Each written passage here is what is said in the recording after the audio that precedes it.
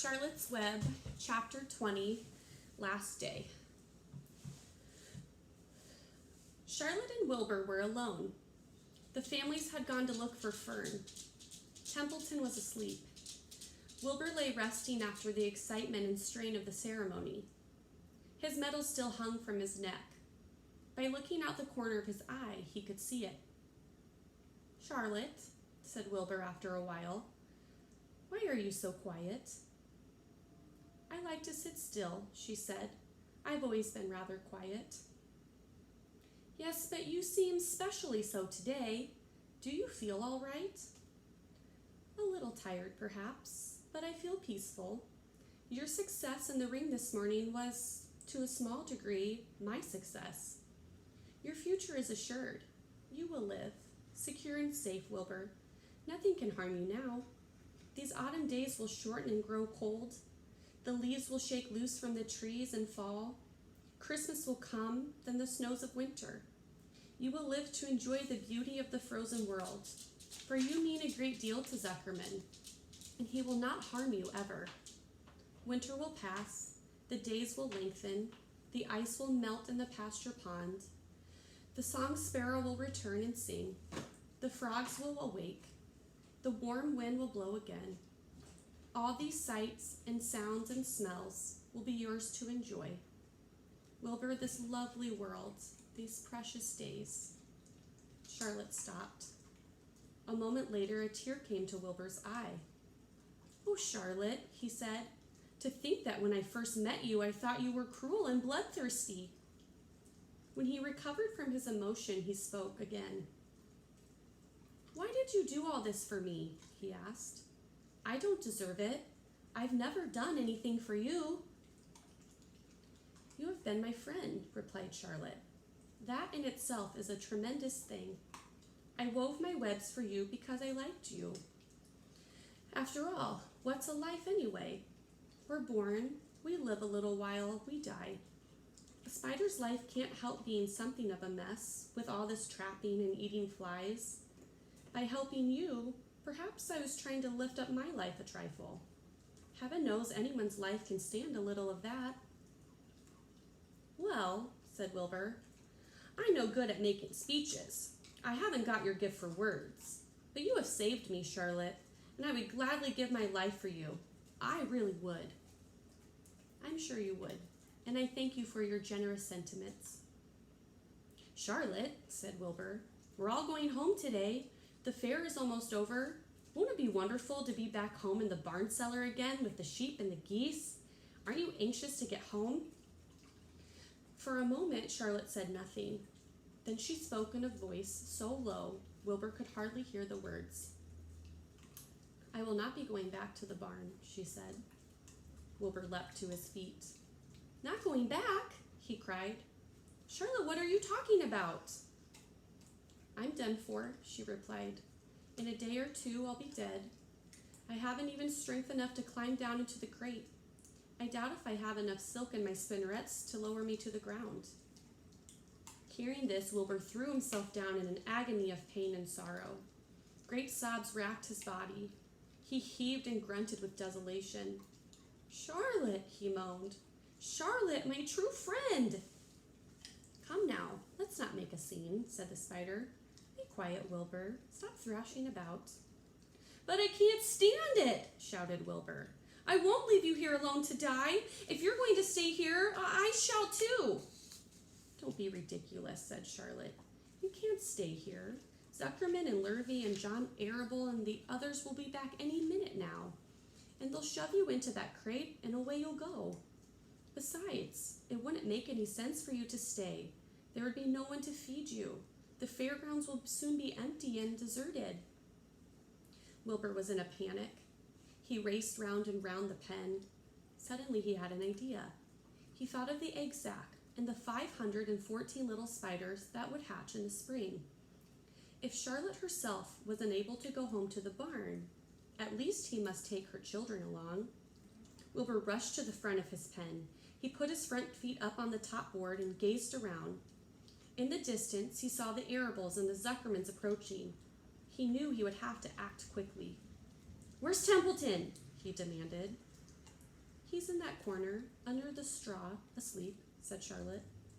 Wilbur rushed over, pushed his strong snout under the rat, and tossed him into the air. Templeton! Screamed Wilbur. Pay attention! The rat, surprised out of a sound sleep, looked first dazed, then disgusted. What kind of monkey shine is this? He growled. Can't a rat catch a wink of sleep without being rudely popped into the air? Listen to me, cried Wilbur. Charlotte is very ill. She has only a short time to live.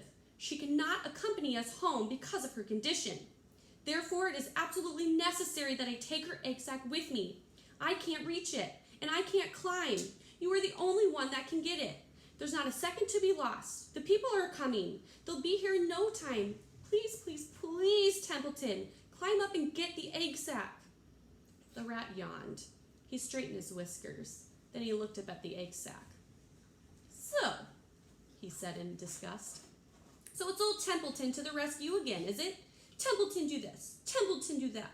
Templeton, please run down to the dump and get me a magazine clipping.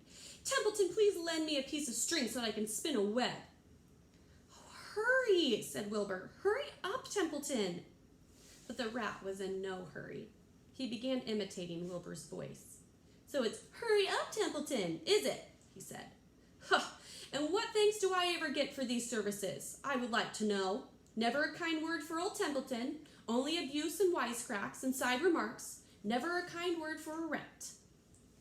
Templeton, said Wilbur in desperation.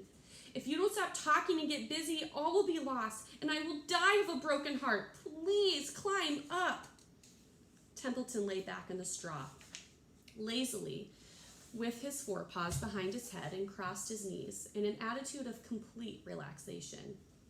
Die of a broken heart, he mimicked. How touching. My. I notice that it's always me you come to when in trouble, but I've never heard of anyone's heart breaking on my account. Oh no, who cares anything about old Templeton? Get up, screamed Wilbur. Stop acting like a spoiled child. Templeton grinned and lay still. Who made trip after trip to the dump? He asked. Why, it was old Templeton. Who saved Charlotte's life by scaring that Arable boy away with a rotten goose egg? Bless my soul, I believe it was old Templeton. Who bit your tail and got you back on your feet this morning after you had fainted in front of the crowd? Old Templeton. Has it ever occurred to you that I'm sick of running errands and doing favors? What do you think I am, anyway? A rat of all work? Wilbur was desperate. The people were coming, and the rat was failing him. Suddenly he remembered Templeton's fondness for food. Templeton, he said, I will make you a solemn promise. Get Charlotte's egg sac for me, and from now on I will let you eat first when Lurvy slaps me. I will let you have your choice of everything in the trough, and I won't touch a thing until you're through. The rat sat up. You mean that? He said. I promise. I cross my heart. All right, it's a deal, said the rat. He walked to the wall and started to climb. His stomach was still swollen from last night's gorge. Groaning and complaining, he pulled himself slowly to the ceiling.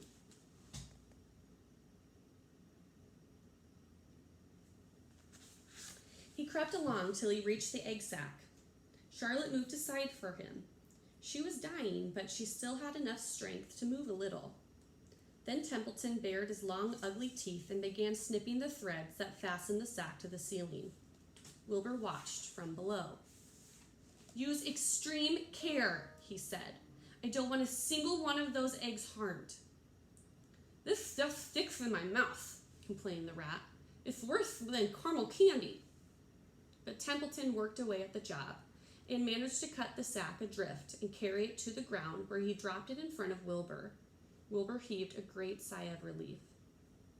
Thank you, Templeton, he said. I will never forget this as long as I live. Neither will I, said the rat, picking his teeth. I feel as though I'd eaten a spoon of thread. Well, home we go. Templeton crept into the crate and buried himself in the straw. He got out of sight just in time. Lurvy and John Arable and Mr. Zuckerman came along at that moment, followed by Mrs. Arable and Mrs. Zuckerman and Avery and Fern. Wilbur had already decided how he would carry the egg sack. There was only one way possible. He carefully took the little bundle in his mouth and held it there on top of his tongue. He remembered what Charlotte had told him, that the sack was waterproof and strong. It felt funny on his tongue and made him drool a bit. And of course he couldn't say anything, but as he was being shoved into the crate, he looked up at Charlotte and gave her a wink. She knew he was saying goodbye in the only way he could, and she knew her children were safe. "Goodbye," she whispered. Then she summoned all her strength and waved one of her front feet at him. She never moved again. Next day, as the Ferris wheel was being taken apart and the racehorses were being loaded into vans and the entertainers were packing up their belongings and driving away in their trailers, Charlotte died. The fairgrounds were soon deserted. The sheds and buildings were empty and forlorn. The infield was littered with bottles and trash. Nobody, of the hundreds of people that visited the fair, knew that a gray spider had played the most important part of all. No one was with her when she died.